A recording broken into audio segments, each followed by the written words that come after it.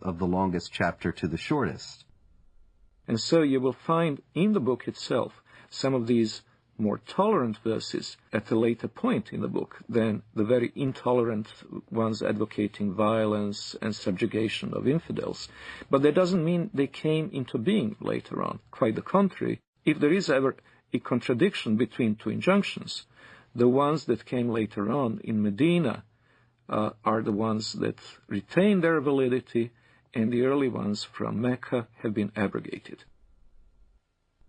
The peaceful verses became mansukha, means made null and void, with verses like the verses of the sword.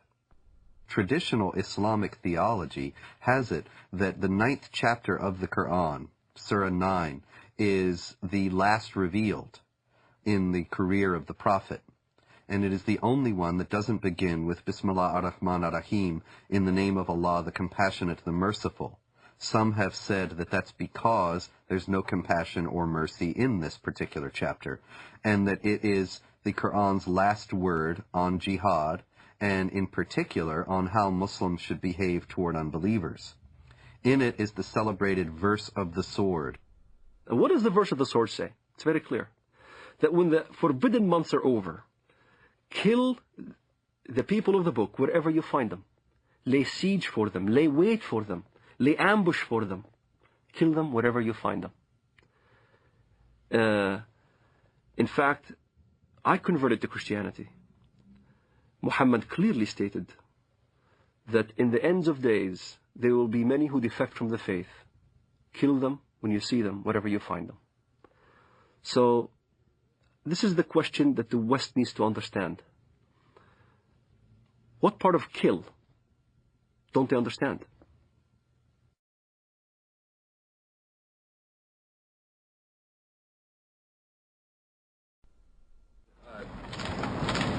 You said that the President reiterated the message of tolerance and the importance that this is not a campaign against Islam or Arab nations generally.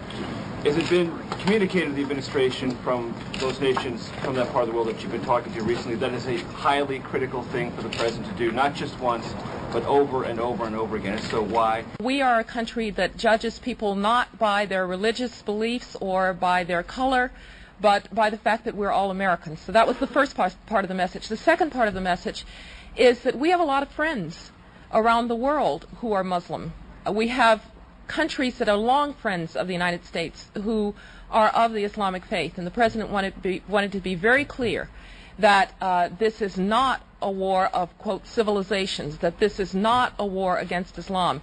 This is a war against people who in many ways pervert what Islam stands for. Islam stands for peace and stands for nonviolence, and he wanted to make that very, very clear. Yeah, sure. Islam and Islamic civilization are unique in their stance toward non-believers, and that Islam is the only religion in the world that has a developed doctrine, theology, and law that mandates violence against unbelievers. That there are peaceful Muslims, there are Muslims around the world who are moderate, who live in harmony with their non-Muslim neighbors and have no intention of ever waging war against them in any way. But the fact is that they have a very slim justification for their own peacefulness within the Islamic sources themselves. And they are only at peace with their neighbors insofar as they are either ignorant of what Islam teaches about how Muslims should behave toward unbelievers, or they have explicitly rejected, consciously rejected, those elements of Islam. There are, in short, peaceful and moderate Muslims, but no peaceful and moderate Islam. The idea that Islam is a religion of peace, however, is paradoxically enough held even by the most violent and radical of Muslims. Sayyid Qutb, the Egyptian Muslim theorist, whose writings are revered by radical Muslims today, by terrorists today, he wrote and insisted that Islam is a religion of peace. When you study his writings, it becomes clear that he meant that Islam is dedicated to establishing the hegemony of Islamic law over the world. When that hegemony is established, peace will reign in the world. Therefore, Islam is a religion of peace. But the problem is the peaceful Muslims don't understand the edicts that comes out of the jurisprudence of Islam. If you look at the interpretation of these verses in Al-Azhar University, in the Islamic Sharia schools in Jerusalem, in Jordan, in Syria, and Damascus, all throughout the Middle East, the jurisprudence of Islam clearly state, emphatically, that the verse of the sword made null and void all the peaceful verses. And what does the verse of the sword say? Then when the sacred months have passed, then kill the mushrikun, unbelievers, wherever you find them, and capture them and besiege them, and prepare for them each and every ambush. But if they repent and perform as-salat, the Islamic prayers, and give zakat, alms, then leave their way free. Verily, Allah is oft-forgiving, most merciful. Kill them when you see them, wherever you find them. This is not an allegoric kill. It's a literal kill. It's the killing of Zarqawi right in front of the camera. It's the lynching that you see in Ramallah. It's the killing of over 1 million Sudanese in Sudan, cutting the hands and the feet from opposite sides. And here's the dilemma. The peaceful verse, even the peaceful verse that is quoted, even by Bush, the verse goes as follows: whoever kills a life without just cause or for doing mischief in the land, then as he killed the entire earth. You'll find the same verse in the Judeo-biblical tradition. But most Westerners never skip after that verse, which makes very clear, but as those who do mischief in the land, then cut their hands and their feet from opposite sides and crucify them, literally. And that's what you see what happened in Afghanistan. That's what you see what happened in Sudan. A huge amount of crucifixions and killings and beheadings and amputations and public assassinations. They really want to revive Islam as it used to be.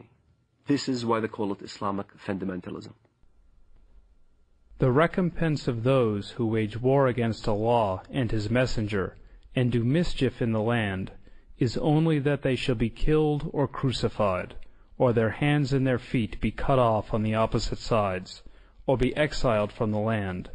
That is their disgrace in this world, and a great torment is theirs in the hereafter. The Prophet cut off the hands and feet of the men belonging to the tribe of Arina, and did not cauterize their bleeding limbs till they died. There is no assurance of what is known in Christianity as salvation and assurance of being saved and guaranteeing going to heaven. However, there are certain things that can help.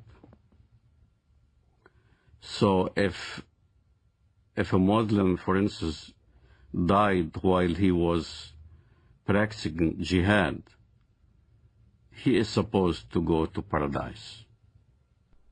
In the Islamist thinking, the assurance of your salvation is dying as a martyr, in accordance to the verse in the Quran, وَلَا تَحْسَبَنَّ الَّذِينَ قُتِلُوا فِي سَبِيلِ اللَّهِ أَمْوَاتٌ بَلْ أَحْيَاءٌ عِنْدَ رَبِّهِمْ يُرْزَقُونَ.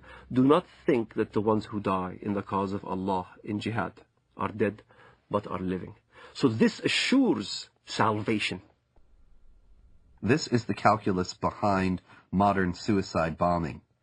Many people will say, modern Muslim advocates will say, that Islam forbids suicide, and this is plainly dishonest, because all the advocates, all the defenders of suicide bombing in the Islamic world start out by saying this is not suicide. This is, the intention of the person is not to kill himself. The intention of the person is to kill others, and that is sanctioned because it is Islamic jihad. And if in the process they are killed themselves, that's an unavoidable consequence of